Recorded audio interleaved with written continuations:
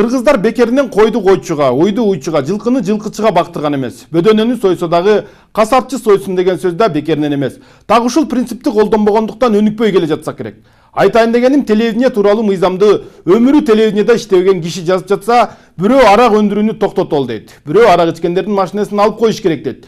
Көп учурда депутаттар жазган мыйзамдар баш мыйзамга же башка мыйзамга карама каршы келип, кийинчерээк кабыл алынган мыйзамдарды жокко чыгарганга туура келет. Бир жыл мурда дан жана ундун импортуна кошумча нарк киргизилген. Быйыл ал кайра жокко чыгарылып жатат. Евразия экономикалык биримдигине мүчө өлкөлөр чек арасын бири-бирине ачканы менен ар бир мамлекет өзүнүн ички базарын коргоо аракетин көрүп келет. Мисалга Казакстан деле алсак, Кыргызстан уюмга мүчө болгондон бери айыл чарба азыктарын өткөрбөй фитосанитардык абалга шылтап өзүнүн базарын коргоп келүүдө. Ошол эле маалда казак товарлары, өзгөчө ун азыктары Кыргызстандын бардык базарын басып айылдарга чейин жетти.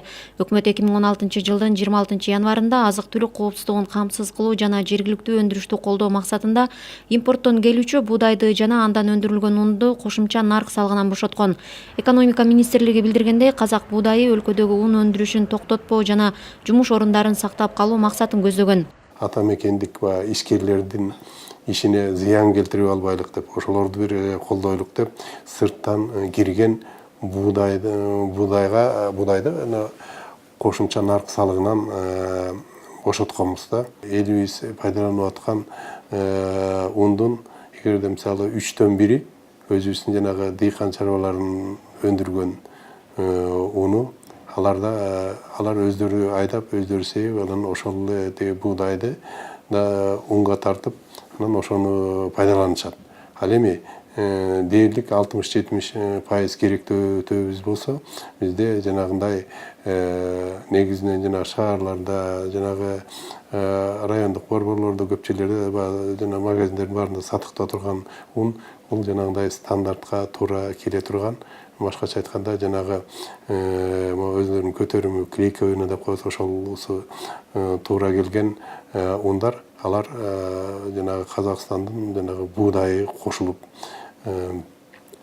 даярдалат да. Башкача айтканда, бир Казакстандын буудайын жана лабораториялык көрсөткүчтөр менен дээрлик бир 20%га чейин кошулат. Ошону менен бизде жанагы алардын жанагы көтөрүмү стандартка ылайык келип, ошентип даярдалат. Кыргызстан сырттан келген буудайды кошумча нарк салыгынан бошоткону Казакстан буудайды экспорттоону азайтты. Анткени коңшу өлкө ЭАЭПке 470 000 тонна буудай чыгаруу планын кабыл алды. Анын 200 000 тоннасы Кыргызстанга эсептелген. Маалыматтарга таянсак, 2014-жылы Казакстандан 400 000 тоннадан ашык буудай кирген, бирок ун азыктарынын канча киргени боюнча так маалымат жок. Тилекке каршы контрабанда жол менен кирген ун бизде базарга кирди, Казакстандыкы. Мындайча айтканда, ал эч кандай салык да төлөнгөн жок, ал жерде учет да болгон жок. Ошонун кесепетинен мүмкүн жоготуулар болуп атат. Ал эми расмий түрдө кирген, буудай түрүндө кирген буудай заттар боюнча биз так маалымат алгандан кийин мындай анык болот. Мындай божомолго байлап эле окуп, бир жерден алып эле билбейм, ал канчалык деңгээлде туура, бирок биз расмий факттар менен сүйлөссөк, ошол туура болот деп ойлойм. Казакстан буудай жана ун экспорттоо боюнча дүйнөдө алдыңкы мамлекет. Ал 40тан ашык өлкөгө өз продукциясын чыгарып бөлүштүрөт. Азык-түлүк коопсуздугун камсыз кылуу жана жергиликтүү өндүрүштү колдоо максатында сырттан келген буудай кошумча нарк салыгынан бошотулган. Бирок Казакстан жана бир катар эл аралык уюмдар унга кошумча нарк салыгын киргизүүнү сунуштап, өкмөт аны колдоого алууда. Муну менен бюджетке түшүүчү салык 500 миллион сомго чейин көбөйөрү пландалууда. Өзүбүз кайра жанагы сырттан кирген буудайды кошумча нарк салыгынан бошотуп, эми азыр кайра ошо сырттан кирген буудайдан жасалган унду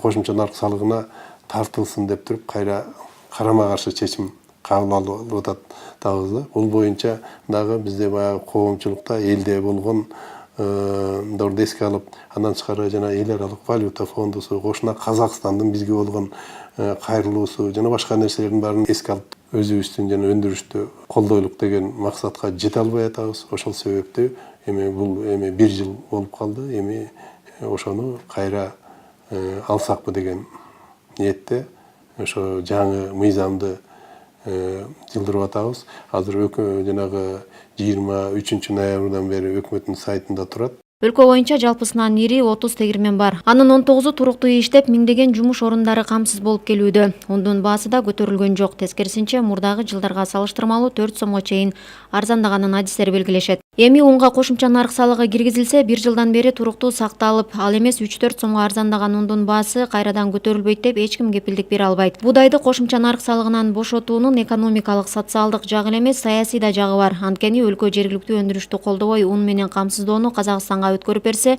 каалаган күнү коңшулар ундан Кыргызстанды көз каранды кылбайт деген кепилдик жок. Казакстанда негизинен булар кайрак жерде түндүгүндө өсүрүлөт. Аларда 5 жылдын 2 жылы түшүм болбой калат. Жаан жабай калып. Ошентип түшүм болбой калып Казакстан бизге бууп таштады чек араны, биз кантип окат кылабыз? Чайды Индиядан сурайлы десе чай өспөйт. Жанакылты жер жемиштерге апельсин тилер өспөсүн. Эми буудайды биз өндүрүп келгенбиз, мүмкүнчүлүк толуп турат да. Жок, ошону өндүрүп дыйкандарга жардам берген ордуна айтат. Анан буудай аз болбойт. Макул, быйыл аз болуп калсын дейби. Ошондо дагы өндүрүлгөн буудайдын 70-80% мамлекет сатып албай атпайбы? Мамлекет чындыгында ошону сатып алыш керек.